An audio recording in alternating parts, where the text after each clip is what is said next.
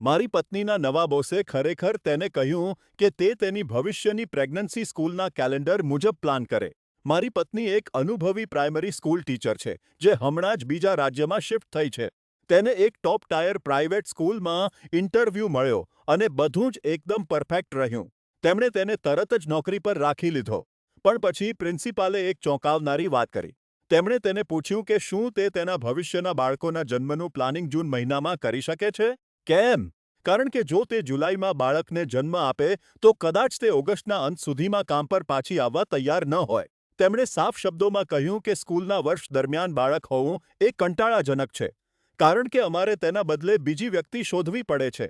મારી પત્ની એટલી સ્તબ્ધ થઈ ગઈ કે તેણે ફક્ત હસી કાઢ્યું અને તેમ છતાં નોકરી સ્વીકારી લીધી.